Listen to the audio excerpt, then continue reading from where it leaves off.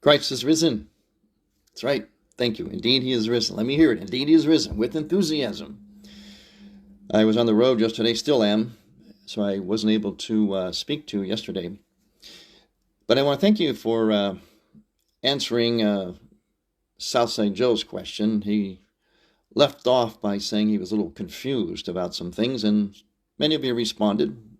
Appreciate that. Joe appreciates that. But speaking of confusion, boy, where do you get stray stories nowadays, especially during war? But that's typical wartime.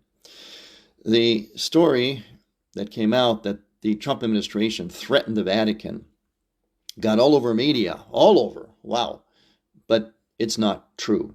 It is fake news. Very, very clever, very pervasive fake news, but it is fake news.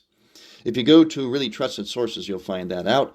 Even the Vatican itself. They did have a meeting, and it probably got lively at times, but that's nothing new. The Pope's been speaking out about war and so on. He hasn't directly condemned Trump or anything, but, we know that there's some differences there. That's to be expected, nothing new. So they had a frank discussion, but there was no threats.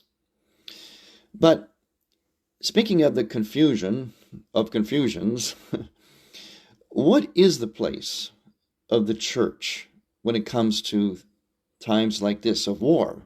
And the state is acting as it sees fit. And then the church makes comments, presents its advice, and so on. This is a very important issue, and we're going to be dealing with this issue because what I'm seeing concerns me a bit. Actually, concerns me greatly.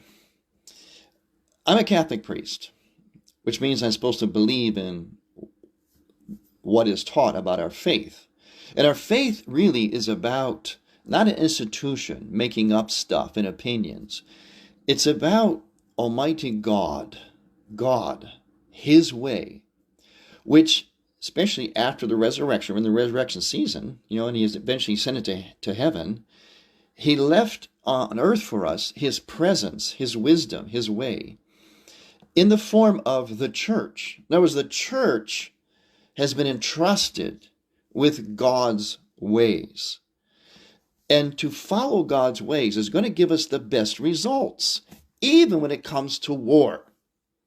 Now, my concern is that many people, Catholics especially, don't understand that. And worse, and I can tell by some of the comments that I get, which has me concerned. Not all comments, but some have me very concerned.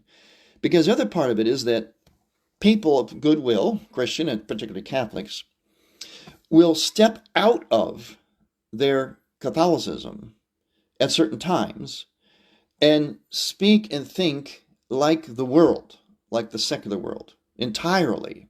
It's almost like we put this nice, sweet, Catholic, churchy, faithy stuff on the shelf. It's nice for an hour on Sunday, but we kind of keep it on the shelf, especially when it gets down to reality like war.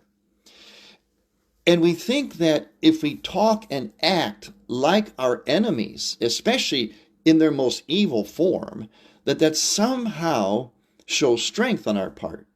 It somehow intimidates the enemy.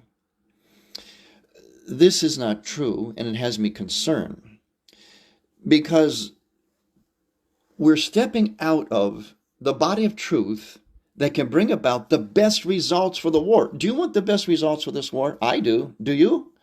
There is a place to go for that.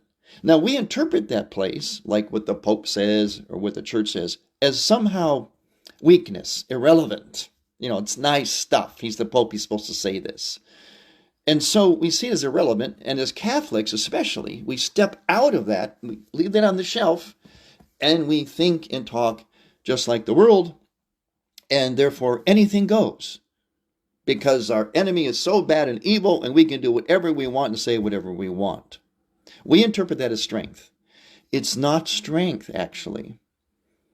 What God, not me, what God entrusted to the church for all matters, in other words, God's ways, includes even times of war. And if it's God's ways, it's going to bring about the best result, the desired result, which I assume is peace, becoming friends again, not having war again. I think that's what we all want. It's what I want, I know. I guess you do. And there is a way to get that. And we're going to look at that way.